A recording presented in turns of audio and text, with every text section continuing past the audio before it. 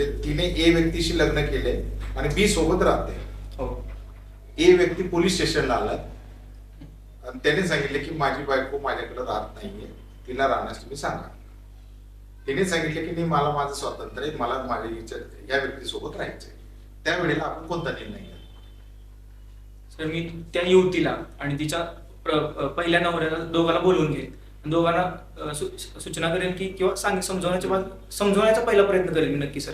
त्यानंतर सुद्धा त्यांनी ऐकलं नाही तर मी त्यांना युवतीला आणि दोघांनाही सांगेल की तुम्ही कोर्टा थ्रू तुमचा डिवोर्स कंप्लीट करा आणि त्याच्यानंतरच तुम्ही स्वतंत्र राहण्याचा निर्णय घ्या. त्याच्या अगोदर तुम्ही राहणे इलिगल आहे.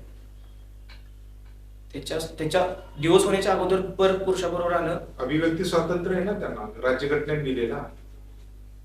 हे काही ते बळजबरी थोडी करतोय तो व्यक्ती. बी व्यक्ती बळजबरी. अभिव्यक्ती स्वातंत्र्य कोणाच तरी नुकसान होतंय, कोणाच तरी तोटा होतोय ना, मग त्याने तोटा म्हणजे त्याला राहायचं नाहीये. हा, मग सर त्यासाठी आपल्याला त्या लेडीजला स्वातंत्र्य आहे किंवा नाही?